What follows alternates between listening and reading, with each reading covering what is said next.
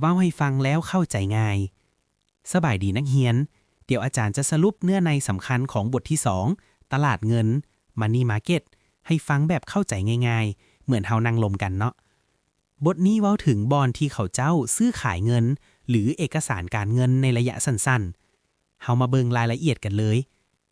1. ตลาดเงิน Money Market แม่นหยังให้คิดภาพว่ามันคือตลาดเงินด่วนนิยามมันแม่นตลาดที่มีการซื้อขายเอกสารทางการเงินที่มีอายุบ่เกิน1 ปีระยะสั้นจุดพิเศษมีสภาพคล่องสูงเปลี่ยนเป็นเงินสดได้ไวความเสี่ยงต่ำและเป็นการซื้อขายกันเป็นล็อตใหญ่ๆขายยกหน้าที่ของมันช่วยโอนเงินจากคนที่มีเงินเหลือไปหาคนที่ขาดเงินทุนหมุนเวียนและช่วยให้ธนาคารกลางควบคุมเงินเฟ้อได้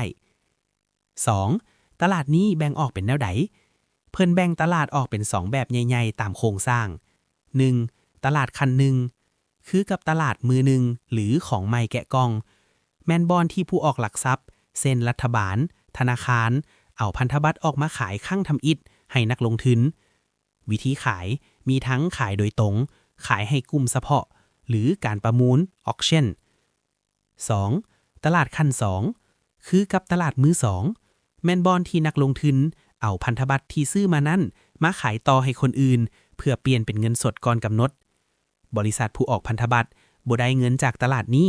แต่มันช่วยให้พันธบัตรมีสภาพคล่องคือซื้อง่ายขายคล่อง 3. สินค้าในตลาดเงินมีอย่างแดในตลาดนี้เขาเจ้าซื้อขาย5อย่างหลักๆ 1. พันธบัตร bonds ใบยั่งยืนการเป็นหนี้พันธบัตรครั้งเงิน treasury bills กระทรวงการเงินออกจำหน่ายเพื่อหาเงินมาบริหารประเทศระยะสั้นน้อยกว่า1 ปีพันธบัตรถหล bonds ธนาคารแห่งสปป.ลาวออกจำหน่ายเพื่อดูดเงินออกจากระบบแก้ไขเงินเฟ้อ 2. ใบยั่งยืนเงินฝาก CDs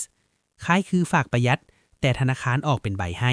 และเฮาสามารถเอาใบนี้ไปขายต่อได้ถ้าฮ้อนเงิน 3. ใบยั่งยืนการค้า Commercial Paper บริษัทใหญ่ๆออกใบนี้มาเพื่อขอกู้ยืมเงินระยะสั้นไปใช้ในธุรกิจ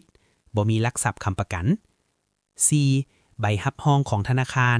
Bankers Acceptances ใช้ในการค้าขายระหว่างประเทศโดยธนาคารเป็นผู้รับประกันการจ่ายเงินให้ 5. สัญญาซื้อคืน Repo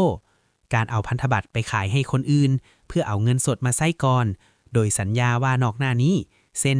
อีก14มื้อจะมาซื้อคืน C.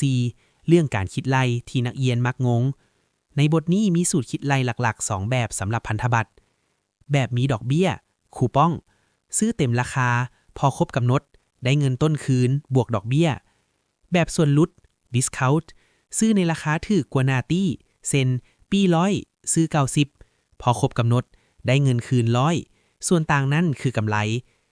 สรุปง่ายๆให้นักเรียนฟังคืนคือตลาดเงินคือตลาดสำหรับเงินระยะสั้นมีความปลอดภัยสูงและเป็นบอนที่ธนาคารหรือรัฐบาลใช้เพื่อปรับสมดุลเงินและสภาพคล่องนั่นเองนักเรียนพอเข้าใจภาพรวมแล้วบ่ถ้าอยากให้อาจารย์พาแก้บทเลขตัวอย่างการประมูลหรือการคิดไล่ดอกเบี้ยตัวใดบอกอาจารย์ได้เลยเด้อ